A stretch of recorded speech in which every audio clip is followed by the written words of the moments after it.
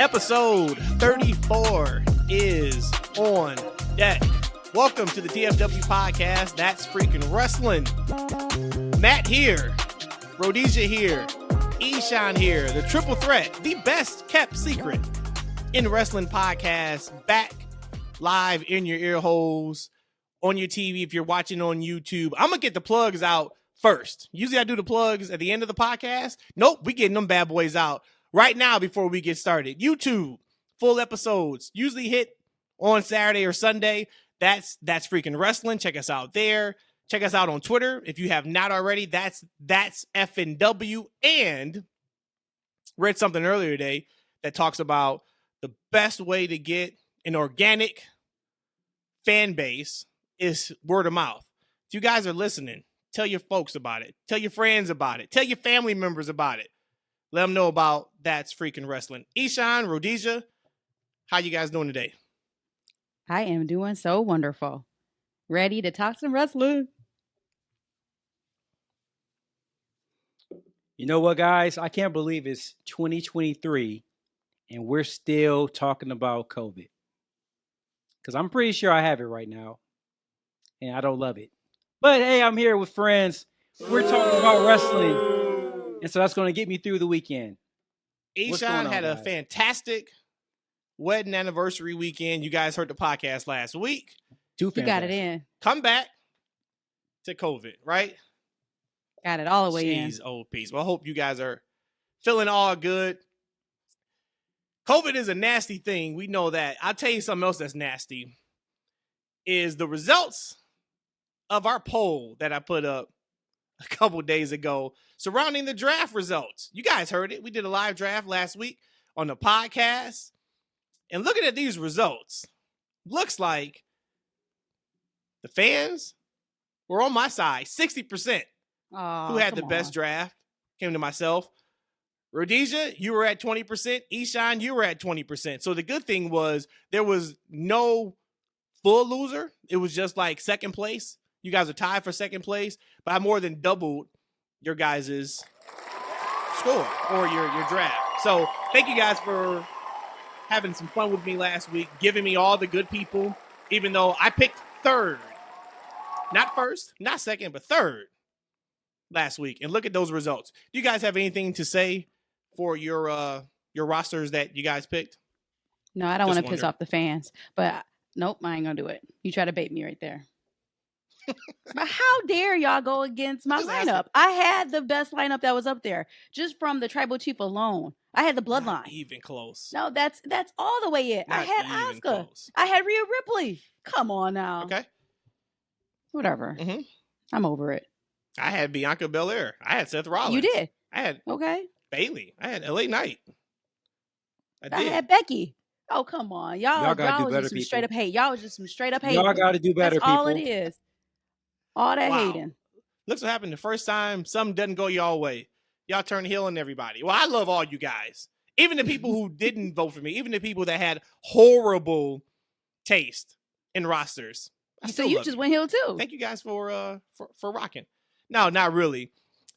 Overall thoughts, guys. So we had the draft, of course, started last Friday on SmackDown, ended Monday night after Monday Night Raw. Give it to me. What was your guys' overall thoughts about this year's drafts? I'm going to just say just kind of indifferent. I actually was more hyped going into the draft than actually watching the 2 nights of the draft. So I am excited about where everybody went. I was excited that they had that NXT feed there too, showing like who was caught up. And of course, we'll talk about Waller's going crazy at the end when he got drafted. But I like how everybody was split up. I thought it was pretty much fair. At this point, don't really know what's going to be the stronger show. We'll see how that turns out. Of course, Raw has way more people, but we'll see. You know, I'm still in a WrestleMania hangover. You know, I didn't really think that the draft was that great, but it wasn't that bad. I'm hoping we get some fresh matches, but a couple of things that I noticed about this draft that kind of didn't sit well with me is Dolph Ziggler. I mean, you know what? I'm sure he's had a fabulous career. He's made probably a lot of money. You know, but this as a person who I thought this guy was going to be the next Shawn Michaels, just to see where he's at. He's a free agent with no direction, no storyline coming up. Like, I would love to sit and talk to him and see, hey, how do you feel like your career is going so far? Is it just about the money? You know, he's had a couple of titles, but he should have been one of the greats. I would love to see him in a different, promotion with a fresh set of eyes. Maybe in the Impact or even the AEW, because they could need some better leadership. But what about you guys? Is there anybody that kind of changed brands that you think is really going to take off or do something with? Anybody that changed brands, I think,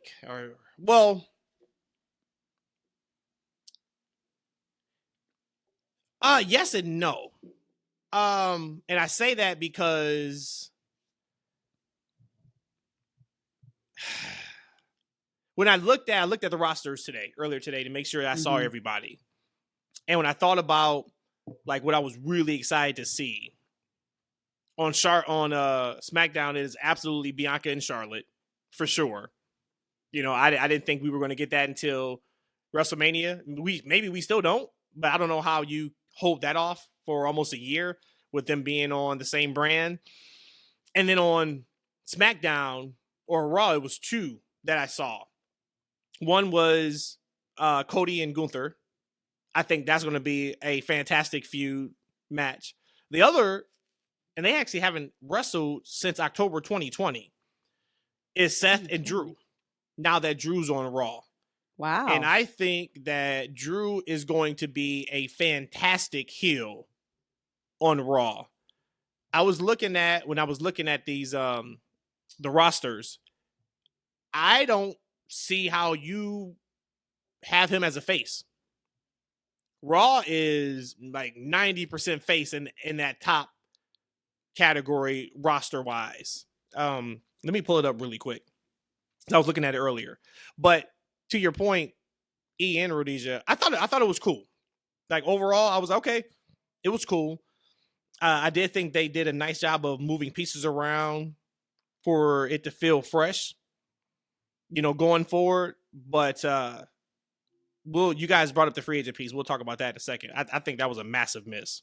Yeah, I'm still kind of confused on that. Here we go. So that just pretty much tells me that they don't have a job. This is the top, or what I'm going to assume they're going to think is the top of Raw. Cody Rhodes, Gunther, Matt Riddle.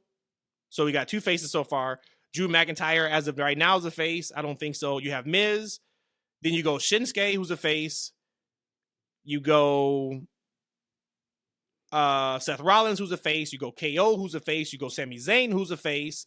Judgment Day, they're heels. Okay. New Day, faces. Braun Strowman, face. Ricochet, face. Bronson. That is who I think they're looking at as like their top. Who? Bronson. I think Bronson's gonna get a push. I think he's gonna get a huge push. Well, Bronson's already heel. Yeah, hey, but you know what, Matt? We're thinking like that. I also thought that because there's a lot of speculation and scuttlebooty about Drew and his contract status. I think he removed a lot of the WWE references from Twitter and his social media, but he's still definitely on the contract, right? And I would like to see him get it pushed. And I thought maybe him being pushed as the next, world heavyweight champion might be in his future, right? Because we didn't talk about him when we were kind of predicting that, right? We did. I would love to see a heel Drew, because a lot of people, including us, we thought that he probably should have or could have beaten Roman Reigns at the Clash of the Castle, right? Yeah. This might be his makeup time to get where he needs to be. He's been on the back burner for a while. And think about it'll be a little bit of revisionist history, because it's like, why didn't you bring this up in October, November, or December? But think about the story he can tell. It was all set up for me in my home country. Solo interfered, and I got no rematch, nothing. I got thrown to the side. Like, he could really lean into being heel and having a great story to tell, which I think would be good. And that's kind of how I came up with him and Seth. I still think Seth is probably the one that's going to win the title. And then you're going to have Drew come in and act like he's going to congratulate him and then heal him, which I think, that'd be some good stuff. But you guys are talking about, like, just your thoughts overall with the draft. And what I really thought was a missed opportunity was like the presentation. So this free agent thing, come on, guys. Hey, I get you want to leave some room to put people where, hey, they can probably be maximized either on Raw or SmackDown. But for Brock to be a free agent, and it's allegedly because he negotiated his free agency, and then Omos is a free agent, and it's because MVP negotiated his free agency. But then you have somebody like, you just brought up Dolph Ziggler. Did he negotiate his free agency?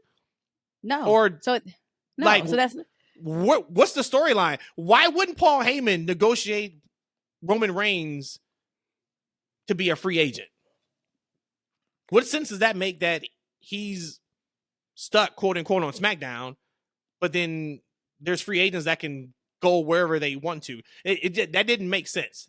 The other part that I thought was a really big miss, who the hell were making these picks?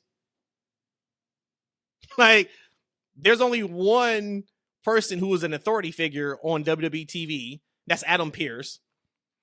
So was he in the back picking for Raw and SmackDown?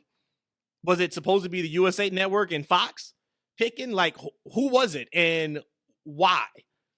I thought that was a pretty big missed opportunity. I got a couple other missed opportunities, but what did you guys think about just those pieces? I thought that was pretty lazy. But when you were saying about Omos and Brock, in my head, I would call them the unrestricted free agents. The other ones are restricted free agents. One quick thing, though, before we keep harping on some opportunities here. I am super, super happy that Pretty Deadly was called up. And that whole video package they showed about them not, they didn't bury us or drop us deep enough. I cannot wait to see what they do. I just hope that it's not going to be like a mid-card B rate. I mean, everyone can be the top wrestler of the company. I get that. But I just really hope they do them well because I really like Pretty Deadly. Oh, yeah, absolutely. I think that, I don't know if we're going to get into it in what order as far as people we think are going to stand out, but definitely Pretty Deadly and Grayson Waller are two standouts from NXT. And one thing I like about them is that they know who they are. Mm-hmm. They are true characters that understand their character. Right. And I think that's why they kind of also chase you guys. Those are people who understand who they are. They understand their character, and they're going to bring that to a larger brand. I think it's going to be amazing. But going back to the free agent piece, for me, you look at a Mustafa Ali, a Dolph Ziggler. I think that's just lazy because they can go on SmackDown and they can go on Raw and do a job, right? And that's what it is. We need somebody to take the pen. You think about Shelton Benjamin, Cedric. I keep wanting to call him Cedric Entertainer for some reason, but Cedric Alexander. Me too. That's why I stop at Ced every time. These are guys. I hate it. But these are guys, they can put them anywhere and they can get beat, right? And it's such a shame because these guys have so much talent. And why not invest in them, put them in some type of a story, put them down in NXT if you don't have anything, for them. Maybe that's in the future for them. But going back to the GM thing, I didn't even think about it, to be honest with you, Matt, because they haven't had what's the guy's name with the glasses? I'm losing my mind. What's his name? Adam Pearce. Adam Pearce. Scrap Daddy. Scrap Daddy has been a GM on both shows for the longest time. Mm-hmm. So outside of the roster, there's nothing unique about the brands, and they haven't done anything to correct that. No. So that's another thing that they can. I don't know honestly if it ever matters. Him on both shows is fine. I don't know if he needs. I mean, he does a great job in his role. Yeah, you know what I mean. Like, he's entertaining. He does a great job. But it was just like, okay, who's making these picks? And then Rhodesia, you said lazy. I also think it's lazy that they talked about on Friday. The bloodline is Heyman, Roman, Solo. And Solo. Usos are separate. Mm-hmm. Well, yeah, I said Solo, Roman, and Heyman. They're one, and then the Usos are by themselves. So bloodline gets picked first overall on Raw, and then the Usos get picked to SmackDown on Raw in either the second or the third round. Like, there was nothing to them being separate in the draft. there should have Backwards been though. Sorry, you said there should have been some sort of like Roman is lobbying to get the Usos on SmackDown, or Roman doesn't care where the Usos get picked, but whoever's making these picks for SmackDown still decide to take the Usos. It was nothing there. Just like it was nothing there with, who was it, Baron Corbin or Austin Theory telling the Profits a couple weeks ago, like, hey, tag teams can get split up. Not one tag team got split up. No, Street Profits no, still got picked together. And I love the Profits, but all right, either it's time to crap or get off the pot with Montez. What are we doing? Not saying that he still can't go on a singles run, but I thought this was the perfect time to split them up. Same thing, even if you would take him by himself and then take Dawkins a couple rounds later, so they're still on the same show, but it's known that, hey, they were taken separately. I thought that was lazy. And I'm just like, okay, well, what are we expecting to get out of this? So overall, I mean, I thought it was cool. If we look at the rosters, I definitely think SmackDown is the more top-heavy show. I think Raw is probably the better mid-card heavy show for sure. But I do think we're going to get some fresh matchups. And at the end of the day, I guess that's what the draft is all about. Is there anybody or anything that you saw and you're like, ooh, either that sucks for that person or that sucks for that brand? Who do you think, or what do you think was the biggest loser coming out of the draft? Loser? I don't know. Or Baron Corbin. Like, yeah, well, Baron Corbin, like, why can't, like, they come up with something for him, right? Another one didn't get picked at all. He didn't get picked at all. Yeah. Yep. So I guess that's the losers would be the free agents, the restricted free agents that I mentioned. So that'd be the losers, I'll say, because we know what kind of role they're going to put them in. Here you go. Go over here to lose. Go over there to lose. Go over there to lose. Go over there to lose. And maybe, and that's probably not fair. But probably not. But it probably I just is think that I think if you look at all the free agents, you knew the draft was coming up. You announced the draft almost a month ago. How have you not figured out where you need these people at? So I don't think everybody who's a free agent are now going to be job guys or job girls. But this is the first month since Triple H has taken over where I was like, Of course, still much, much, much, much better than where Vince was the lead creative writer. But this is the first month where I'm like, some of this stuff is starting not to make sense. Some of those free agents, we've seen Solo and Riddle now in some form of match together, I think 3 times. Yeah. That was not a thing starting last July. We did not see rematches like that. So it's just some of these things are starting to rear its ugly head. Where that blame goes, who knows? For me, the biggest losers out of the draft was NXT. They lost either 16 or 17 wrestlers. A ton. And even that,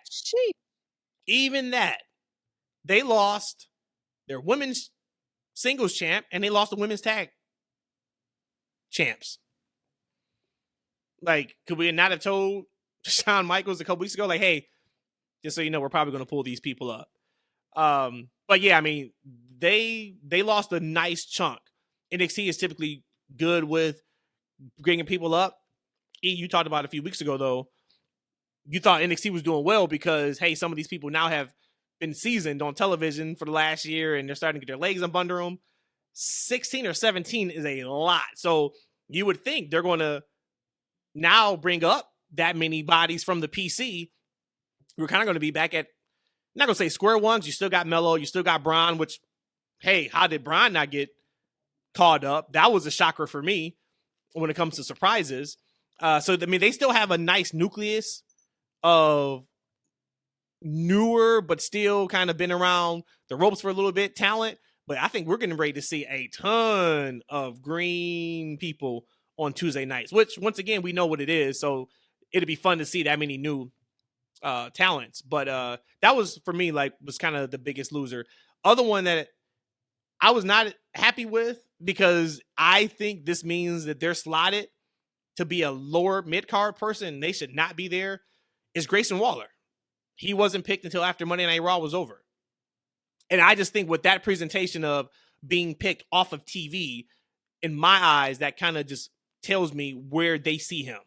And I think he is so much more than just a guy that you go out there and have him cut a funny promo or, you know, a promo dog in the city they're in and then wrestle him for a couple minutes. He's got much more potential than that. And I'm a little worried that's kind of where they have him at. I hope I'm wrong. But that's when I saw that Monday night, I'm like, oh, that's not what I want to see. I see your point there that it wasn't on television, but I still like their presentation of that. But I get your point, because why wasn't he good enough to be on TV, that actual draft itself? But I'm still okay with that because we got that video package out of him.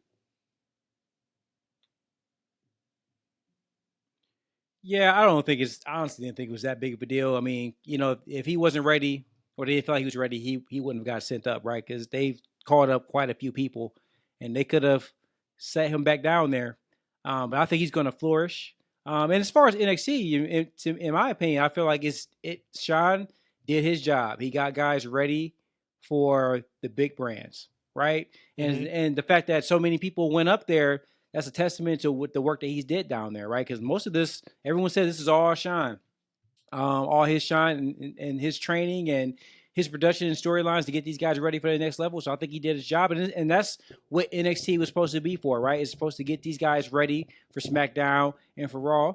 And now we're gonna hit the reset again, which is kind of, you know, nice if you want to, you know, be on the early journey of these guys, you know, going from green to gold. Right? That's what it's for. So now we get to see my girl, Lola Vice?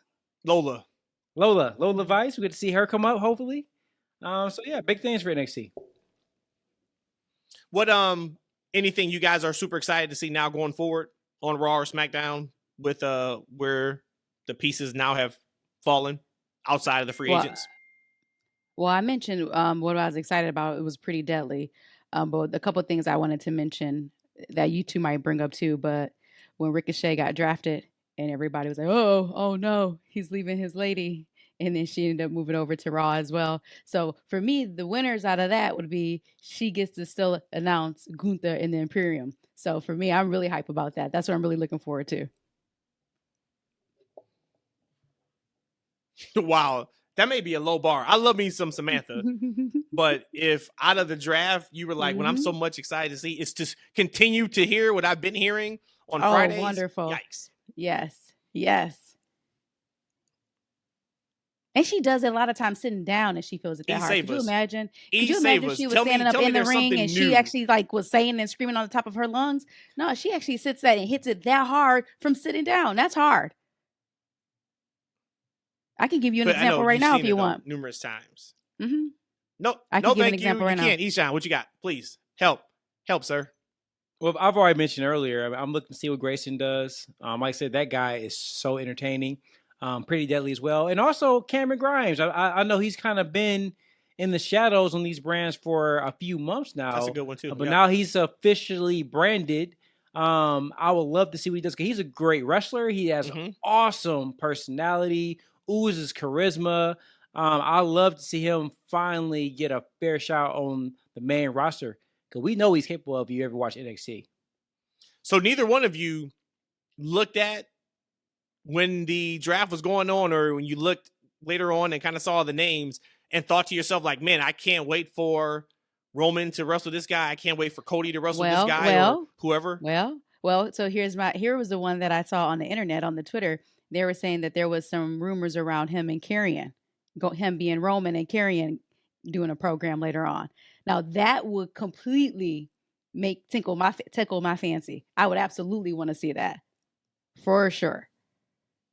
But I don't know if that's true. Yeah, they were on the same brands before, so that could have been possible previously. Yeah, so.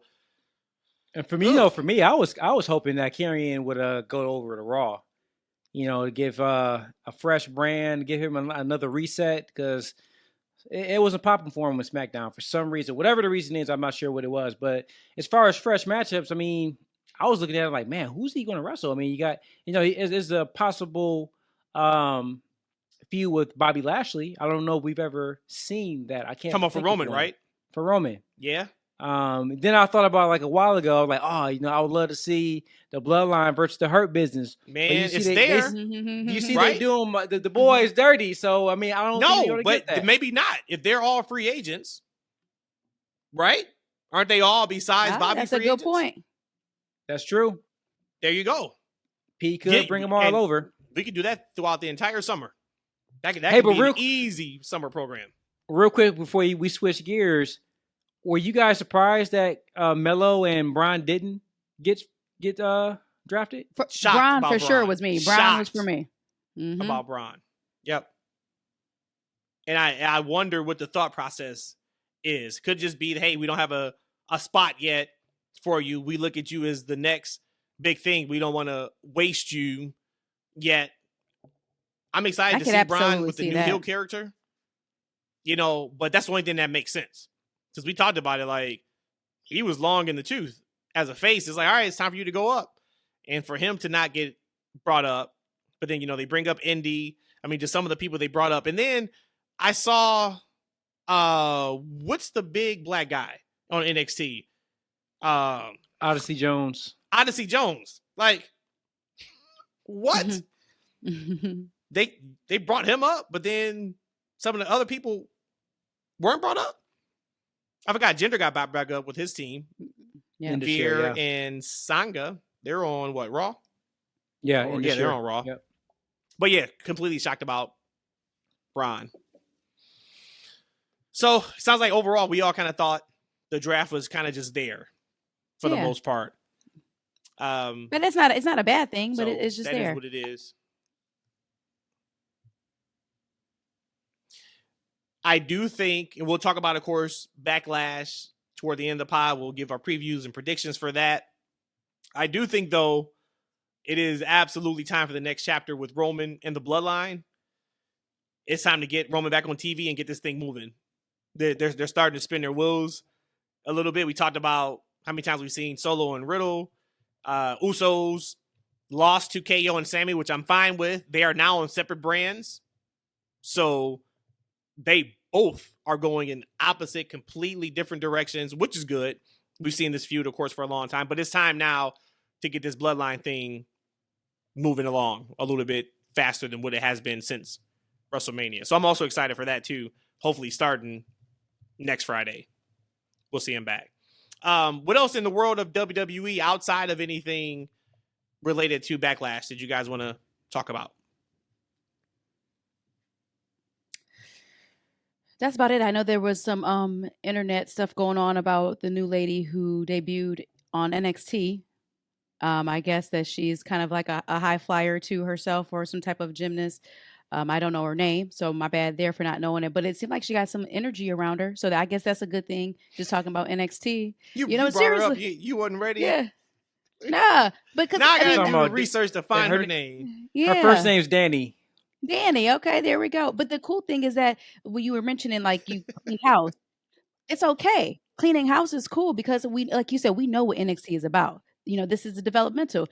I'm happy that we're getting like a fresh start all over again. So they're doing something right down there, and I'm okay with that because maybe we do have AEW, so we have something that is other than what was Vince back in the day. So I'm okay, completely okay with starting all over on NXT.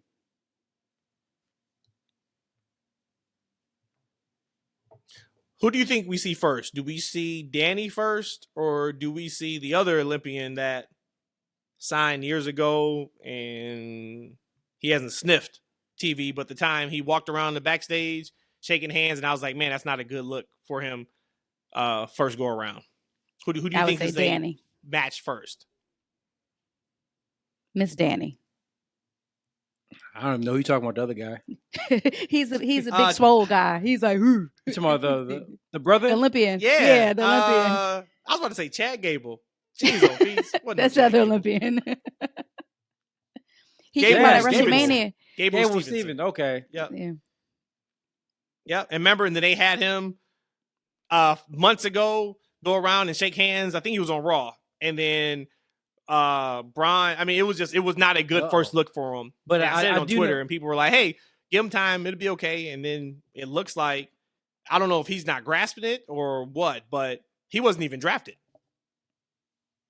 this go around. Well, he was drafted last year on Raw and never wrestled a match. No. His brother's doing his thing, though. He has a lot of personality. Mm-hmm. So what else? What else WWE related? That is about it for me right now before we get into Backlash. So Dominic on Raw was having a field day, y'all. Man, But let's keep it going. Boy. Heat magnet. Heat magnet. It's working.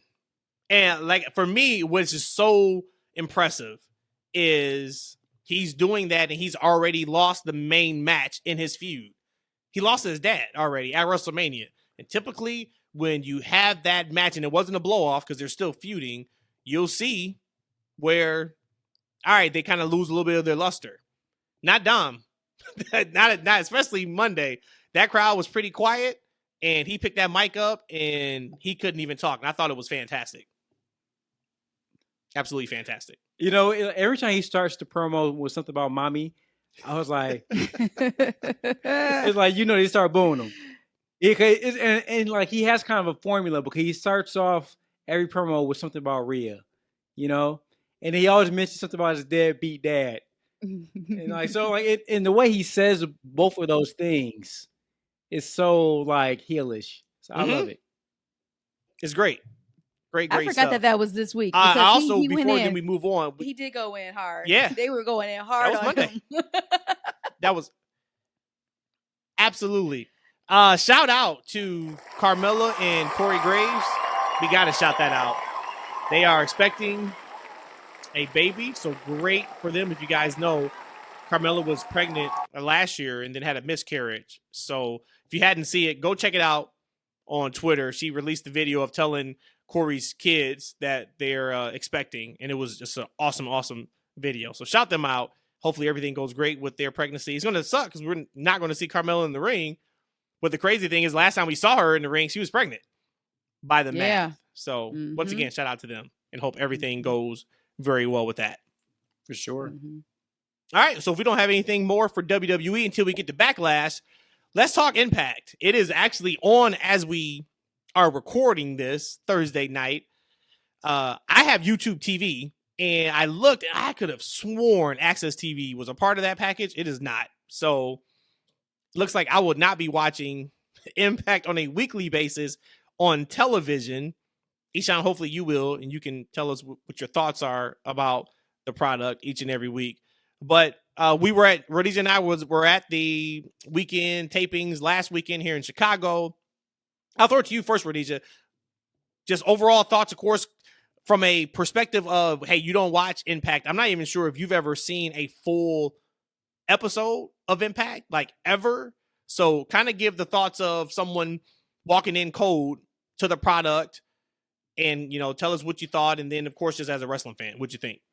What I'm going to say is going to kind of sound bad, but it's not. It almost felt like a mesh or a mix between indies and then the heavy brands, WWE, AEW.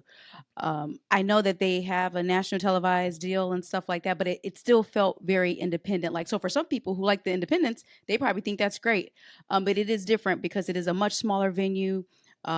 We've been there before for Warrior, I believe, or right. I think so. Yeah. We've been there before for Warrior. That's an independent company. So to me, you're going into an independent like wrestling place that has more production, but just not as much as, not as grand as what you would see on AEW or WWE. That's my first kind of impressions of what I saw there. As far as the talent itself, this was cool because actually I thought I only knew two people that was there prior to going to Impact. And I actually knew mostly all of the wrestlers that's down there. So that's actually really cool too for me because it made me feel like, wow, I actually know these people. So I'm a little bit more invested in them. But as far as some of the new people that I didn't know of, is this guy named Moose. And this dude is huge. He reminds me of like Titus O'Neil / Omos / this Odyssey Jones guy as far as his bigness. And I liked him a lot. And so there's a few different notes I have from the show. I don't know if you want to do that now or a little bit later. No, you can do it now. Because, so like good. I Okay, said, wonderful. So I get to cut you off. So listen, I got to see Connor. I got to see Connor. So if anybody knows me, I am absolutely in love with the Ascension. So me not knowing that, I guess he goes by Khan now. Khan is part of Impact. I damn near lost my mind to the point where you looked at me halfway through the match like, you okay? Because it's like how giddy I was. And I did a clap, I think you said, that was like so over the top. I wanted to jump the barrier just to give him a hug, but I don't think he would have liked it too much. Last time I told him I loved him, he no-sold it. But to me, just seeing Khan, and we'll get to Trinity in a second, that was everything for me. That's the price of admission.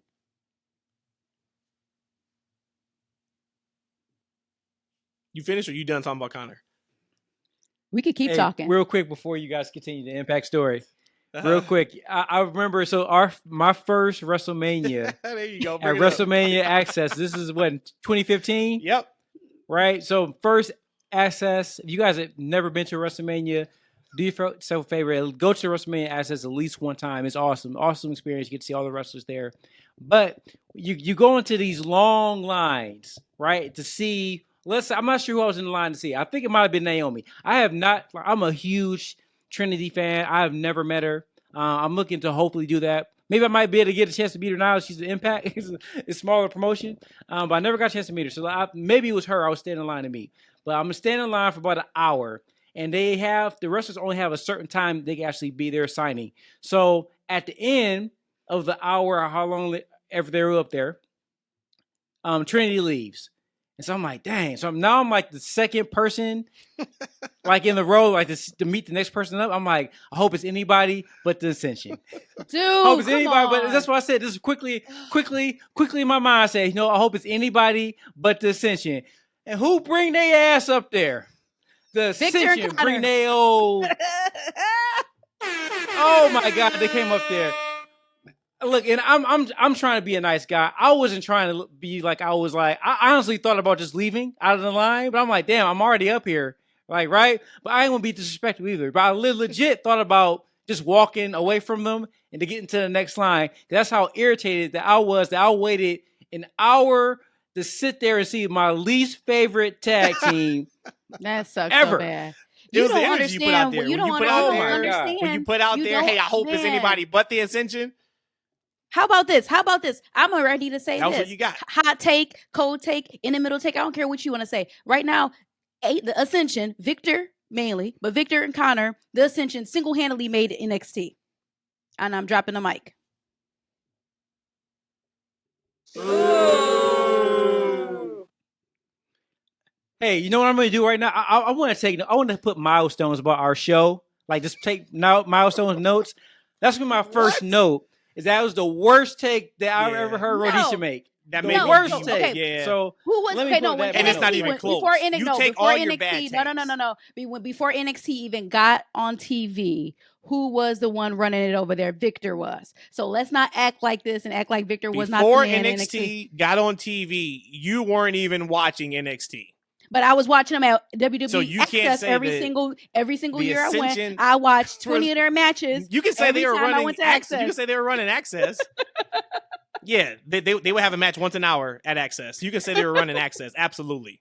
But running NXT, y'all not gonna disrespect my boys god like awful that. Take. Y'all not disrespecting my boys. I'm sorry. And you're not gonna disrespect us with that take either. Oh my God. See how we? All right. Continue with your Impact takes, please. That was it. And then we could talk about Trinity and how amazing and beautiful and honored it was to be there. One, for her first debut back into the wrestling community. And then again, to be able to see the next night, Saturday, although that hasn't aired yet, her first match. I mean, I'm just so honored and incredible to see it. And ring rust, none at all. A wonderful match she had. And I was very surprised by that. She looked like she hadn't stopped wrestling at all in that match with Kylan King. And they killed that. And I was so happy and proud of Kylan to be able to get in that spot. That's a lot of trust. Impact showed in her to give her Trinity as her first match back. And they killed. So I don't know when that match is airing. I don't know if that match is going to be airing next week or in a few weeks. Like I said, next week. Okay, so they taped 4 episodes. Go out of your way to see that one. And that one was really, really good. For me, that was my first Impact show I've been to. Friday night was cool. it was cool. That was the night Trinity returned, so that was by far the highlight of the night. She cut her promo. If we had known and word didn't leak that she was going to be there, Friday night, of course, would have been like 10 out of 10 because it's like, oh my God, who would have thought Trinity was going to be here? Speedball and Jonathan Gresham had a really good match that night. Deanna and Jordan Grace took on the tag champs, the Coven, which is Taylor Wilde and Kylan King. That match was really, really good. But in terms of like matches, honestly, that was kind of it from Friday in terms of something that you would speak on. But Saturday, I would say was great. Saturday was probably what I was expecting both nights to be, where, hey, if you don't watch Impact, this should hook you. And when I left Friday night, I think I even asked Rhodesia, like, hey, now you don't really watch Impact. Was this enough to get you to start watching weekly? She said yes. Rhodesia, you said, yeah, Friday night was enough. For me, it wasn't. Saturday night was. The matches were a significant step up. And overall, the show was much, much better. We had some storylines. We had some promos on Saturday that we kind of really didn't get on Friday. But I talked about Trinity and Kylan King already. There was a really good piece of business between Steve Macklin, who is the Impact champion now, and Rhino. That was really good. Then later on, they also had a good piece of business with Steve Macklin and PCO, which is going to be the main event of their pay-per-view here at the end of the month. Speedball and Chris Sabin had a barn burner of a match on Saturday. Probably arguably the best match of the weekend. Yeah, for sure. That match was fantastic. And then Deanna and Killer Kelly actually main evented night 2 on Saturday. And I thought they did very well for themselves, sending the crowd home happy. So overall, I thought it was 2 thumbs up of a show. They'll be back here in July for the same thing, 2-night taping. So already excited for that. Yeah, but it was really, really, really, really cool. Really, really cool. I took, a lot of photos. A lot of them I haven't posted yet. I feel funny about posting taped content for promotions because of spoilers, right? So I don't want to be like putting out there and giving spoilers. So there's a ton of pictures that I didn't take or that I took that I hadn't posted yet. Of course, I posted a lot of the Trinity photos. Impact I already tweeted out that it was official, so I posted some of those. It was really cool to kind of get some of that stuff out there. But overall, 2 thumbs up. Really, really cool. I do wish that I was able to watch it weekly. I know they have some type of subscriber program that you can buy it on YouTube that I just found out about today. I don't know the pricing of it or anything like that. But I hope with Trinity being there, there's a lot of eyeballs that is now connected to Impact. And I hope Impact takes advantage of that as well and put on some fantastic shows, which I can't speak to how their shows are weekly. But if you're going to have somebody like Trinity come in, do the best you can every single week to put the best product out there so we can hook some more fans for Impact. And before we leave Impact, one person to look out for, and I knew nothing about him, but that Joe Hendry guy. He is a character that I definitely can get behind. Super charismatic. So anybody else who, I don't know, Eshaun, if you watch Impact and you know this Joe guy, but he's pretty awesome.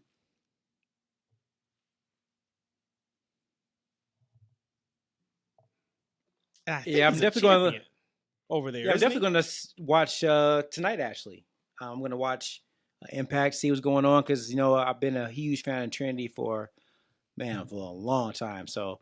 And I listened to her interview on Busted Open. I'm not sure if you guys listened to it, but she seems really happy and excited to be where she is. And I'm hoping to give her an opportunity to really showcase her talent and her skill. And I believe they will. And I think this might be the domino to kind of help Impact get its way, because Impact is formerly TNA, right? And TNA, 10 years ago, 12 years ago, was the number 2 promotion in the country. And it's kind of fallen big time over the years. So maybe this might be the domino to kind of get them back to maybe being a closer number 3 to AEW and WWE. So good stuff. I'm glad you guys enjoy it. Yeah. I mean, people were telling me that they've been putting on some really good TV, that they're consistently putting on good TV. So that's what you can ask for great transition to or segue to AEW and them announcing today that they have already exceeded 50,000 tickets sold for Wembley Stadium for All In. And I just don't know how you cannot be excited for the wrestling business when you hear things like that. When you see Trinity going to Impact, and yes, it's not WWE. Maybe you only like WWE, but to go out of your way to be negative when all the companies are thriving. Think about what we've just seen in the last 7 days or so. A company outside of WWE is looking to sell. I mean, I'll ask you guys now. I said before anything over 40,000 was going to be a pretty major success. They've already sold 50,000. I don't know I saw the seating chart, but I don't know what capacity is. But you would have to assume if they've already sold 50K, tickets officially go on sale tomorrow. That's crazy. It's safe to say they sell another 20,000, right? At least. So they'll have 70,000 at Wembley? If they do or if they don't sell an additional 20,000, for them to hit 50K, that is incredible. And I was going to ask y'all about that with the internet talking. There's so much hate around it. Like, how can you hate on that? Like, you have to purely just be an AEW hater or a DICK writer of WWE to be able to do that. Can we keep it unexplicit if I spelled out the word, or is it still explicit?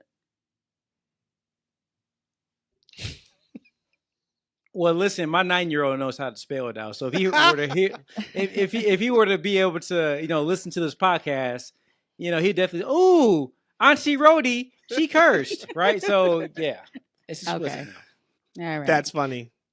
Damn Hey, it. but real quick though, guys. So like, I'm glad we're talking about this because, old Tony Khan's at it again on Twitter. Like, I just don't know how this man has the time to be so petty on Twitter, but he definitely has time. He comes for people. This guy named Mike Coppinger, I think I'm saying his name correctly. Who cares? He put a tweet up, said, here in Wembley is scaled for only 40K for AEW. Far cry from last April when I was at ringside for Tyson Fury and Dalen White. It was packed to the brim with 94,000. Nothing beats the big fight feel at Wembley. Now, real quick, Eshaun, give the backstory on, do you have that tweet up right now? I have it up now. What is my man's role or job title to give this more context? He is a ESPN boxing insider. Okay, so this guy is in the know. This is not just a fan or a regular person on Twitter. It's a guy that works in the business. He works in the industry. All right, go ahead. So I'm not sure which tweet came first.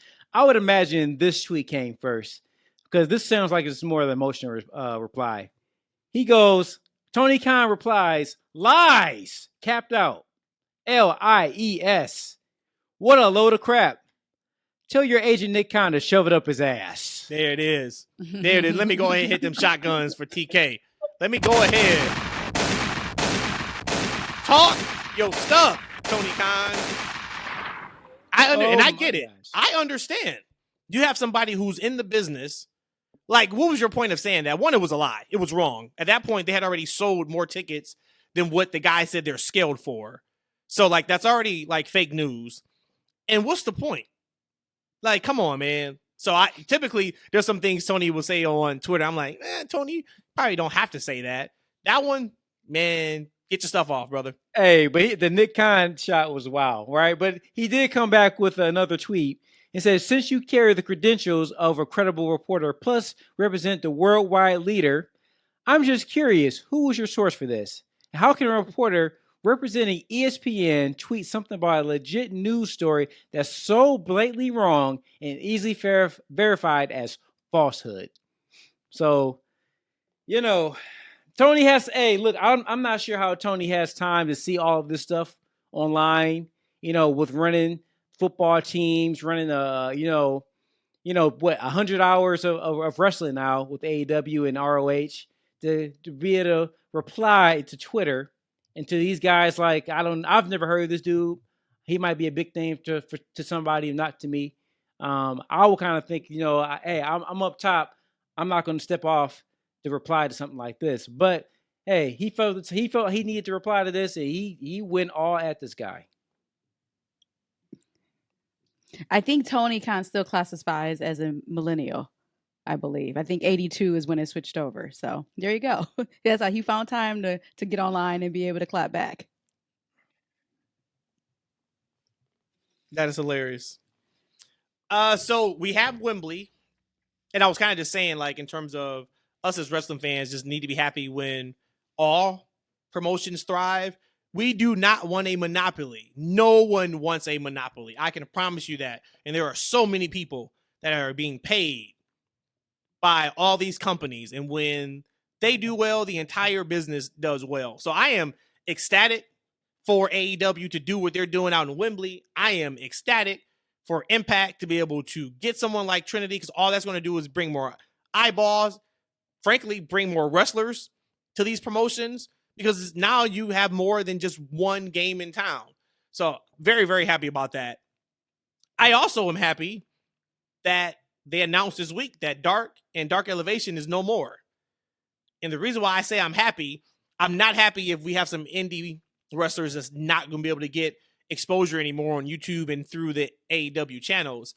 What I am excited about is it is time to rip the band-aids off, make Ring of Honor your developmental program territory, the kind of the way Dark and Dark Elevation was, and get all of your top stars on AEW proper shows. Dynamite, Collision, that's coming on Saturday. Pack those shows as much as possible. Leave ROH to developmental and the people who are on the bubble. And I think that can help tremendously. If they do that, I am knocking on wood if I had some that's going to be the case. But they did announce today that no more Dark, no more Elevation. So I know that's also going to help the fan experience too. Somebody a couple weeks ago said that they were at Dynamite for like 5.5 hours. They said they sat through Dark or Dark Elevation, Dynamite, and then they taped Ring of Honor after. That's a long time. Once again, first world problems, more wrestling, and we're like, oh, that's too much. But 5.5 hours is a long time to sit and still be interactive and engaged on anything, let alone something like pro wrestling. But I was happy to see that. What's your guys' thoughts about Dark and Dark Elevation going away? Indifferent? Do you care either way? I didn't care anyway, just because I actually didn't watch it. And again, you brought a really good point to how many indie wrestlers are getting kind of their face out there. So I do feel bad about that. But you're right. I feel like I couldn't say it any better than you did. Pull that Band-Aid off. Let's get people where they need to go. Did you hear that there's supposed to be some type of breaking of the brands or draft, or is that just rumors on the internet for AEW with the Collision side of things? Oh, no, that's happening. Yeah, we just don't know how they're going to get to that point yet. If they're going to be like a legit draft or like how they're going to get to that point. But yeah, all signs are saying that you're going to have a Wednesday crew and you're going to have a Saturday crew. Got it. And I'm assuming that Rampage is also But taped also, I with think in the Yes. Okay. I keep forgetting about Rampage. Yikes. But I think they also said that they were taking Dark off of YouTube, but it was going to be exclusive to the Warner Discovery Network in some kind of way. So I don't know. We're going to see Dark and Elevation completely X'd. I think it just moved into a different platform, right? No, they said it was over. They said there's going to be no more. Okay. I misread that then. Well, it definitely, I hope they do something with ROH because the current formula just doesn't work, man. It just doesn't make any sense. And you think about it from, if Tony can't get television for ROH, I guess it doesn't make sense to have talent exclusive to that brand, right? Mm-hmm. And I'm not sure how much money he's making off the Honor Club. Cause I'm telling you right now, I forgot to do it last month. But I'm canceling my subscription, man. I'm not paying $10 for what I'm seeing on this show. It's just not going to happen. And you know, but I do like the idea, and we talked about it a long time ago. I would like ROH to be their version of NXT, get their guys like Lee Johnson, you know, like Brock Anderson, those guys, have them feature heavily on ROH, give them the mic time, give them the match time, let them be able to carry actual feuds, because in that way, get them ready for the next step to be on Collision and not Rampage, right? Because we don't care about Rampage. Dynamite. That's all. Hopefully, that's what they do. And in addition to that, I hope we get a new creative team down there. Tony, give somebody else a chance to shine and lighten your load so you can focus all your creative juices on the two big properties, Collision and Dynamite. Kind sir, please. I like that. I like that a lot. So that was that. I'm trying to think if there was anything else that I thought we had to talk about for AEW. For me, that was all I kind of had. I wanted to talk about the Wembley because that's such a major deal, and a Dynamite or Dark and Dark Elevation being no more. What else you guys got around AEW? There's a couple good things that happened out of Dynamite that I really enjoyed. The announcement of the house rules. How freaking cool and sweet is that? I got all the goosies watching that whole little promo segment that they had and got me excited to watch that. I guess I missed AEW Dynamite last week, and I thought it was funny when Sammy and MJF kissed each other on the forehead. Thought that was pretty funny. I never saw that before on TV. But I actually thought that Dynamite was pretty entertaining for me this week. So, and then of course them going over to the Briscoes and seeing Baby Briscoe and Papa Briscoe. That was just really a really cool, awesome moment for me. That was a lot of fun. And then MJF, you know what? One of the things that we have to give him credit for, his comedic timing is pretty fantastic. And anyone he works with, he elevates or he hangs right with. You think about the dance number he did with Jericho was fantastic. Anything they give him where he is, I don't want to say funny because he's funny like a lot of weeks, but anything they give him that is not going against someone else and he's involved with them, it comes out to be pretty good. And him and Sammy 2 weeks now in a row that they've done some really fun things on TV. So shout out to them. Mm-hmm. Man, I gotta be honest with you guys. When I was watching the show again, like Rhodesia, I actually enjoyed the show. I enjoy the shows most days. Like for me, I like wrestling, most wrestling, so I'm gonna enjoy it in some type of kind of way anyway.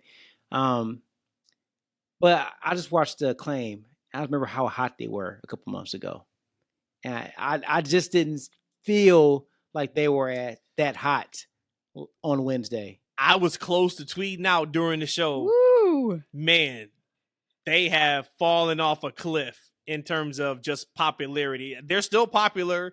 They won. They got a nice pop, but they were white hot months ago, and now, and creative decisions. Creative decisions really slowed the momentum of that team. Like we go back to, I said like it was a bad idea to take those titles off of the Acclaimed and put them on the Ass Boys. Now we get it because that was all a thing to give to FTR. Yep. But at the end of the day, that's when you put a pause on a future story you had in mind because Acclaim was hot. And also looking at Wardlow. Just remembering like a year ago how hot he was. Like, and I don't like the booty shorts with you never like the singlet. I like the singlet with the shorts better than like the singlet with the just draws. kind of felt like to me like that's a great bring up. The singlet felt like you are too big to be wearing this. Like I want you as the powerhouse. And when I saw the singlet, I think more of like cruiserweight, light heavyweight type. No, it's like, man, no, you are huge. You are a monster. I want you dressed like a monster. I forgot I had that take. But I still feel the same you know way. what though? Like, now it surprised me because Kurt Angle, the Steiner boys, especially Scott Steiner, he was huge back in the day, right? And that was the thing. They used to pull those straps down, right? They pull those straps down, and then it was time to get busy. So it made sense to me. I like the shorts better than the booty shorts. I don't like the overall look. And then lastly, MJF. I don't know how I feel about his current title reign. I expect it to be a little bit bigger than it has been, and it hasn't really been hitting me. Not to say that there's anything particular I think that's just bad. I just think there's certain things that could have been better, and especially in regards to those specific acts who were so hot months ago. Okay, so let's stay there for a second then.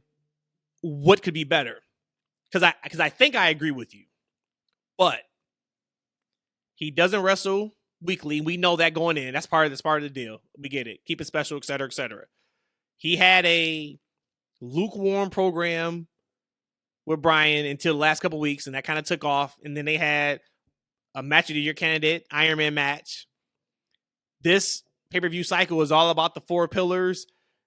Hit some weeks is not good at all, but we know that match is going to be ridiculous at Double or Nothing. We all can say that. They're going to do some special stuff in that 4-way. So far, those have been his only 2 programs. What more or what different could they have done with him, keeping him as a heel? We've talked about they should have flipped him face all the time on this show. What more would you want? When I think about a champion, like it's hard to compare, MJF's title reign to Roman Reigns' time of reign, right? Because right now Roman Reigns is just like on a white hot roll. He has been for a long time. But I think just the feuds and things they've had him do just hasn't given him, I guess, the momentum I'm looking for. Like the whole Bryan feud, like actually going back to Bryan, I like what he's doing with the Blackpool Club. Like, I love him as a heel. I think those guys are legit. Like they seem like badasses, right? The mean guys. I love what they're doing right now. But Bryan during that feud wasn't getting me. Like I said, like I wasn't a fan of the stages of Jericho matches that they would have these 20, 30-minute matches, and at the end Bryan's winning. And then it was kind of the same thing every week. MJF would come and he'll blindside him. Like that wasn't great for me. And I think even the pillars thing right now, like I said, like it's a lot of these interviews and things they have them do. Sometimes like half the promo hits, a lot of it doesn't, right? And I think actually, like when I was listening to Jungle Boy and Darby talk, like I see they're trying to hit the reset with them a little bit, trying to make them a little bit more likable. But I think they seem so unlikable for so long during this feud that it's kind of hard for me to kind of buy into them at this point. And then also we took a break with MJF, doing the singing and the dancing. He sounded like a great face to me, right? Not like this really bad heel. I just don't know. Like his entire title reign just hasn't really been hitting on full speed for me. It's funny that you mentioned that about their interaction and like Darby and Jack Perry. I even thought yesterday or on Wednesday on Dynamite, just how Darby first started their back scene versus the follow-up of, oh yeah, we're going to be on a team together. Like I just thought that it was really conflicting to me as far as Darby, are you a good guy? Are you a bad guy? I know I talked to Matt about that for a quick bit, and he just mentioned it, hey, well, you got to show that their team, they're going to win this, because if they win, now it's a 4-way. But to me, it just was a disconnect. This whole 4 pillars, I think, could have been done so much more better as far as the execution piece, because I love the idea. The concept is fantastic. But I just don't completely really know who I'm rooting for. And I don't know if that's a good thing, but I think that's a bad thing. Well, also remember too, this is a 3-month build for the most part. This is not every 30 days. So they are taking a story that probably could have been told in a much more succinct way in 30 to 45 days, and they're spreading out within 90 days. You're going to get some of that. It's hard to keep that momentum up every single week. So now now we know this is the 4-way match. They should be off to the races for the next 4 weeks of TV. Right? So now if we do this show here in 3 weeks or 4 weeks, and you're like, man, I don't know who I still want to win this Sunday. And not because you want everybody to win or you're a fan of everybody, because the story is dictating, like, I don't know who I should be rooting for, then we got a problem. That's when okay, something was a disconnect in that story. But as of right now, who do you want to win? Are we acting like MJF has a shot of losing, or? Yes. Entertain me, yeah. Right now, this second. And I can't say MJF? Or can I say MJF? You can't say MJF. Oh, MJF. All right, Eshaun, what you think? MJF all day. But, like the pillars, they're back and forth. and not necessarily MJF, but the pillars back and forth, especially Jungle Boy and Darby, they remind me of like schoolgirls, like throwing insults at each other. Like no one comes out of this flattering. They both sound like they're whining and they're too sassy and and they're making themselves look worse than making themselves look better. And that was a terrible thing with Darby because at first, because Jack started going into Darby, the guy that we love, right? A big fan favorite is like, oh, you're a piece of crap backstage, right? Like, now, Darby's really a piece of crap backstage, right? And now, and here is Darby talking about Jungle Boy, like, oh, everything's handed to you, right? Now, okay, oh, man, maybe we were wrong about Jungle Boy. Maybe he wasn't that good old boy that we thought he was. He's this guy. So they just did a lot of harm to those characters, and they did it for weeks on end. So it's kind of hard at this point to kind of root for him. And I think the past couple weeks, what they're trying to do, they try to dial that back, trying to bring them back to being wholesome face characters. But this is that characterization thing I talked to you guys about in storyline piece. So for me, I'm looking forward to them kind of moving away from this. Maybe hitting the reset button on those guys, putting Darby in the ring with a nasty heel, so you can now root again naturally for him. Same thing with Jungle Boy. I actually kind of like the Sammy and MJF kind of pairing, to be honest with you. I like that the most out of the whole thing. It's been good. It's been really entertaining. Really, really entertaining. So. What else? Anything else for AEW before we get to the Backlash prediction portion of the pod? Yeah, so on Rampage, the show you keep forgetting about, Matt, is going to be the firm deletion match at the Hardy compound. So that's going to be, I think, pretty entertaining. I am going to tune in for that. I am going to tune in for that. I see Eshaun is not going to tune in for it, but I will be tuned in for that. And, you got to give them credit. They've been telling them, when I say them, I'm talking Matt Hardy and Ethan Page. They have been telling this story on every platform they are on for months on end. And I know it's been some of the better stuff that's been on Dark and such. They've been really working this storyline. So it is cool to see them kind of get a big payoff in Rampage, probably something very similar to what we've seen with the broken stuff at Impact and even in AEW and WWE on the Hardy compound. So yeah, I forgot about that. I will be watching for that. I have not watched Rampage. Man, I know I haven't watched it. It's been before Mania, and Mania has been a month. So it's been at least 4 episodes. Too, this Friday. So it's been a while. So yeah, I'll check this one out for sure. And I do have something for a Wikipedia moment. So when y'all was real quick though, like I'm hoping that Ethan Page actually wins this match, and this allows the Hardys to say, hey, you know what? We need to refocus our careers, our bodies, and we need to come back stronger. And if we lose our next match, we're retiring. So now on their next run, like every match counts. Like it's like the next match they can lose and they're out of there. They're done. Because these guys, man, I'm telling you, I don't want to see them going back into the bag of something they did 15 years ago. When Matt started doing that delete stuff, I'm like, man, dude, I already seen all this, man. I don't want to see this again. But I'm sorry. Go ahead, Rhodesia. I see you don't like the old legacy acts anymore, huh? I ain't hating because I feel the same way too. But y'all were talking about Wardlow, and y'all mentioned a singlet. And I'm like, I've never quite heard what that word is before I use context clues and about what he's worn. So I looked up on Wikipedia, the free encyclopedia, and a wrestling singlet or a simple singlet is a one-piece, tight-fitting uniform usually made of spandex or nylon used in wrestling. I've always called it just a leotard, but I thought that it was important because I found out something new today, a new word that I shared on the TFW podcast. Thanks a lot. And that was the Rhodesia Dictionary Moment of the Week. Backlash preview. We do have Backlash, of course, this weekend. This show, I think it's going to be a good show, of course, but kind of looking at the lineup, I think overall this is a feel-good Puerto Rico show.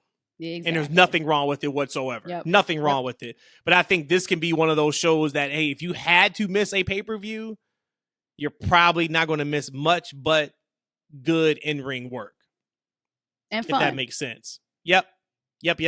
Let's start from the bottom to the top. Let's go to the match that they have spent approximately 45 seconds on television promoting, and that is Omos versus Seth Rollins. Who you guys got? Seth. Hey, you know what? Here's the thing about with Omos. He loses all his damn matches. Like, when's the last time he won a big match? I don't think he's won any of his big matches. Like, why do I give a damn about this? How am I going to care about this big, giant character who has the potential to, to be the next, great Khali, right? Like he loses all his big matches. So maybe I'm gonna say maybe he wins this one. There you go. I don't know. Switch it up, man. So you're going Omos. I'm going Seth just because, and you're right about him losing all his big matches, but there's no build in this. Maybe if there was some build in this, we could even talk about it, but they didn't spend time building it, so I'm not going to talk about it. I'm going with Seth on his way to the finals of the new World Championship belt. Next match, triple threat for the U.S. Championship. Austin Theory, who is the champion, versus Lashley versus Bronson Reed. I think Theory's keeping it. He's not dropping it. I really like him holding it. I think he's doing a lot with it. He's keeping it relevant. I'm going with Austin. Okay. Yeah, I'm going to go with Austin, and I'm going to think that Bronson probably takes the pin. All right. I am going to go Austin Theory. Gunther is the IC champ. He's on Raw. Theory's on SmackDown, right? Now? Yep. Bobby and... But so is Bobby. On SmackDown. Bobby but so is Bobby. I know that. Bronson's not. You know what? Just for the hell of it. Give me Lashley. I don't think it's going to happen, but give me Lashley. Yep. Because they need it. Yeah, give me Lashley. Next up, which is probably the match I'm most excited for with the in-ring action. Bianca Belair versus Io Sky for the Raw Women's Championship.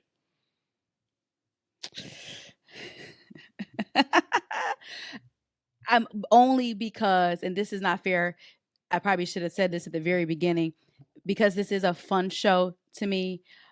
I don't think anything significant storyline is going to change. So I don't think really any champion is going to lose. So I'm going to still roll with Bianca Belair. I think it's going to be great. I think it's going to be an amazing showing for Io. It's going to be like her first big stage as a WWE main roster talent. And I think people will fall in love with her the way I fell in love with her. Of course, I'm going Bianca for the win. I hope that Io gets that match you guys think she's going to get. That'd be great. You don't think she is? Yeah. No, I think if we want to be honest about this situation, I think they've done a better job of promoting and building up Io versus Bianca than they did Asuka versus Bianca the entire WrestleMania run. I love the promos between them two. I love the story of we just want to see who's the best person between this. Io, you are much better than what you're showing. Bayley is stringing you along. She's using you. I love that story. But 100% chance Bianca wins this match. But I do think it's going to be one of the better matches on the card. And to Rhodesia's point, I think that if you don't know what Io is capable of, you should know after this match when it's all said and done. Bloodline, which is Usos and Solo Sikoa versus Riddle, KO, and Sami Zayn. One more thing for the tribal chief to go ballistic on. I am going to say Matt Riddle, Kevin Owens, and Sami Zayn is going to win this match.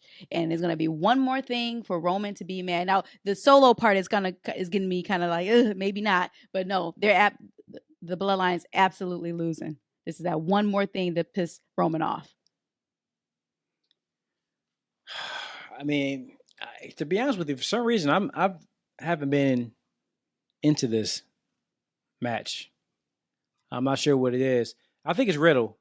I don't want him in his nasty ass draws nowhere on my TV. I don't want to see him be on the winning side either. I think I want to go with the Bloodline. I think that the Bloodline should lose this, right? Because again, it'd be something for them to talk about and Roman to kind of beat these guys over the head about. Probably the Usos, one of those guys might lose, but I'm hoping not because Riddle and them draws, man, it can get on my nerves. We got to give Matt a singlet. Give Riddle a singlet. I am going. I think this one's not close. I'm going Riddle, KO, and Sammy. Bloodlines on SmackDown. Riddle, KO, and Sammy's on Raw. This has to be the blow off. And the reason why you're probably not into it, we saw the Usos get a tag title shot this past Friday in a fantastic match. Mm-hmm. We've seen Riddle and Solo in singles matches. So now it's kind of like, why are we doing this again? When theoretically, Solo's already beat Riddle. KO and Sammy's retained against the Usos. But we know there's going to be some fun spots in the match, and we'll walk away saying, all right, that match was good. But yeah, give me the faces in that match, and they all go their separate ways after this. Which is awesome for Zelina. This has to be like her WrestleMania moment for sure in her home country. Zelina Vega versus Rhea Ripley for the SmackDown Women's Championship. Again, Rhea Ripley is going to win, but a really awesome moment for Zelina. Yeah, I'll agree. I mean, Rhea's definitely going to win this. Hope that Zelina has another good showing. She looks phenomenal lately, huh? Yes, very much so. Yep, give me Rhea. I'm excited to see what's next for Rhea after this. Because I don't know. I can't really call who should be next for her. So that's going to be good to see. But yep, give me Rhea. But a close fall somewhere that is going to have that crowd jumping out of their seats. I'll call that. Then I don't know which one they're going to put in the main event spot. I know if it was up to me, Bad Bunny and Damian Priest absolutely should main event their home country. So let's look at Cody versus Brock. Probably the best match they've promoted, right? Wouldn't you guys say? Probably Since, so, yeah. Yeah. So, and I think probably the one that really could go 50-50. Probably shouldn't go 50-50, but it could go 50-50. Rhodesia, who are you taking in this one? I'm confused today, but I know when we talked about it a couple weeks ago, I was going with Brock going over because, again, I think it's still building that Cody, that true underdog. And then when he finally gets the victory, it's going to be everything to all the Cody's fans and even to the non-Cody fans. But I think Brock's going to go over. I think he's going to destroy him, actually. I'm going to say that. Okay. Man, yeah, the Cody must be hitting my mind. I could swear we talking about Bad Bunny and Damian Priest. Are we talking about Cody and Brock right now? Yes. Oh my Lord. I must have that COVID put it on you real quick. It did. Oh my God. I don't know where I'm at right now. So we're talking about Cody. Jesus. I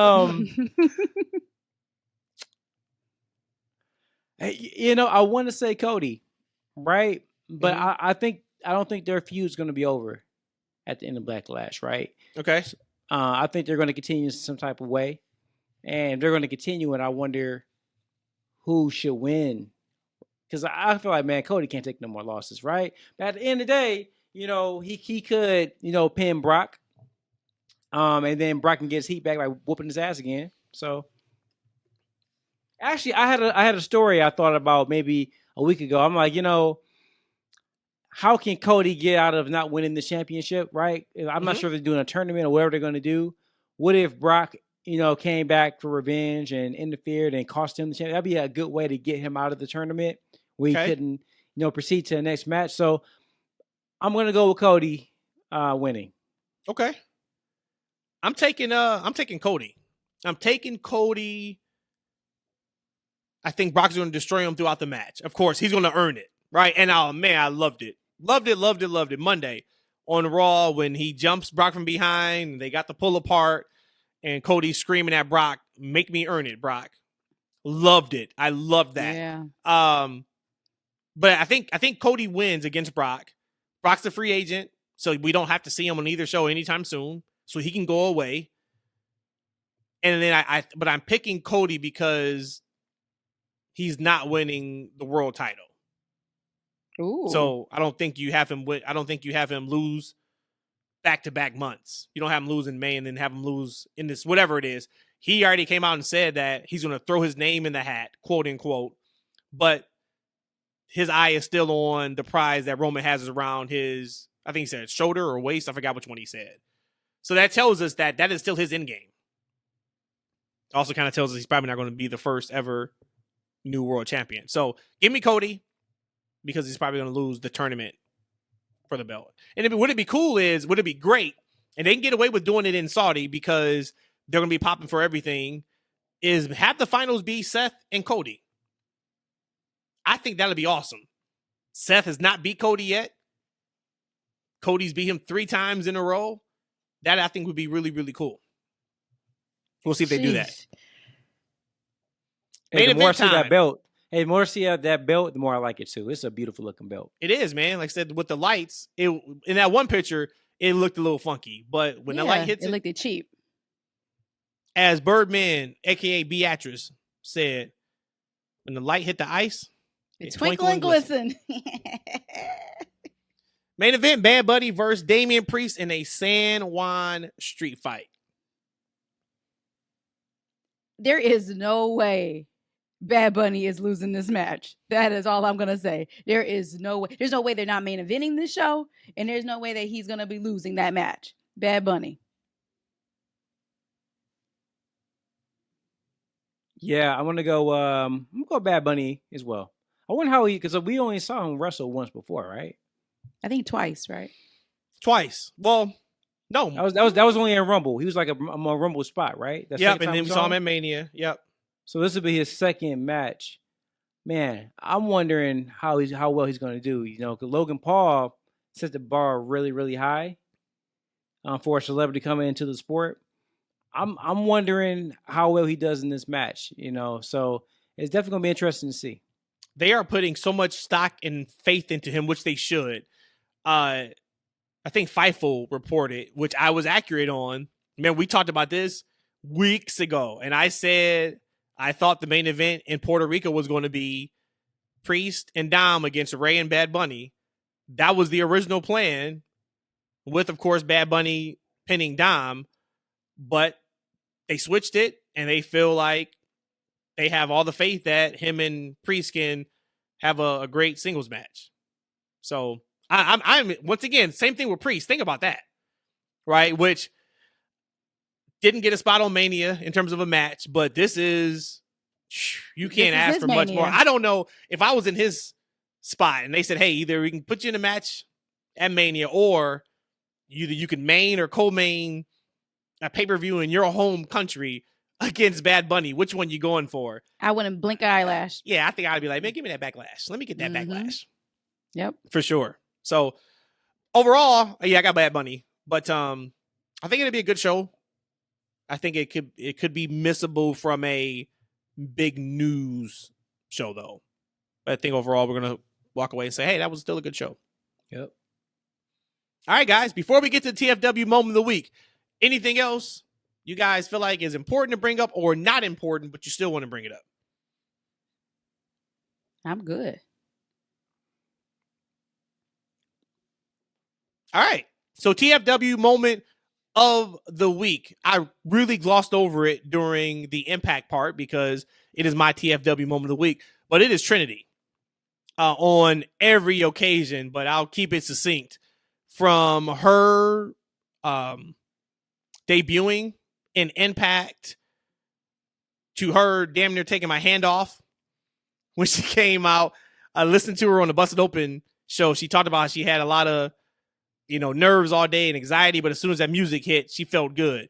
And we were right by the ramp. So she comes out and of course, and she, slaps my hand, and my hand was like on fire for like 15 minutes. But that was great. I was like, that energy that she has right now is fantastic. So between that and then also shout out to her, she followed the podcast on Twitter, which was super, super cool after Impact. So, but overall, just what a week for her, and for her to be able to get out her story on why she left WWE in the first place, for her now to feel back at home in wrestling, just super, super duper shout outs, shotguns, air horns, all that for Trinity coming back this week to wrestling. I could not go this week without not giving it to Trinity. Trinity returned to wrestling. That is my moment of the week. There were some cool things I could have said, but no, this just will always supersede it. Everything you said about it. Again, I'm just so honored and privileged to have been able to be there when she first debuted back in the ring and actually had a match, which has not aired yet, but just wonderful. I'm so happy. She was excited. I felt her energy. I felt your hand hurting sitting next to you. Overall, bravo to Trinity. And for me, that's my TFW moment of the week. One quick thing too I want to mention. Last week, my TFW moment of the week, I referred to Abaddon as a she multiple times. I do want to quickly apologize for that. Abaddon identifies as a they, them. So just want to put that in there. I want to respect her. Where'd you find that information out from? On her Twitter. Oh gosh, I'm so sorry. On their Twitter. No, it was for me calling you out about you saying she. And I said she doesn't even go by she. She goes by they. They go by they. And would you say, oh, I got to switch it then on the next week's podcast? Stop trying to take credit. And then don't act like I was sitting there holding my hand, right? Let's not do that. Don't act like I was holding my hand because Trinity hit my hand. I just said, man, she felt that and I can still feel it tingling like 15 minutes later. Don't act like you asked me to go get you some ice to put on your hand. So don't do that. Damn, you were lying. You were a cheat. God. You know what? Do me a favor, Eshaun. I need you right now to look to your left. Just look to your left for me, Eshaun, and cough. Give her all that COVID. Just so you know, you're to his left. You're to his left on my screen. She's on my right. She's on my right. We can flip it. We can switch it. Don't worry about it. Cough all over the place. There you go. Just cough everywhere. Cough all over the place, huh? Well, Matt told me in a text earlier today that all my moment of the weeks are trash. So I got another trash one for him. Let's see what this one is. I didn't say it was trash, but go ahead, man. Yeah. So here's another trash moment of the week for me. My moment of the week is really that Dominic Mysterio promo from Raw. I mean, I really enjoyed it. I was listening to him like bassing him in the booze, and like we talked about it before. Who was a better heel right now? True, real heel that actually goes out to get real heat and hate from the crowd. Not go out there to be cute, not to go out there to make us smile and laugh and sing and dance along with them, but a real heel on full display on Monday Night Raw. It was amazing to see. And the cool thing also with him is he's not even trying. And when I say he's not trying, all he did was grab the mic. And he got that heat. He didn't have to, go with the low-hanging fruit of the stupid town and any of that. He grabbed the mic, and boy, they did not let him talk. To the point where that segment ran over. And they had to pull from other segments. Yeah, I'm sure they did. Yeah, absolutely. Hey, man, I'm proud of you. That was a really good TFW moment of the week. I know you really put some thought into that one, didn't you? Hey, Matt Stamp. Matt Stamp. All right, guys, that is the show for this week. As always, thank you guys for listening. Thank you guys for watching. Thank you guys for supporting That's Freakin' Wrestling Podcast. We'll be back, same time, same place, next week.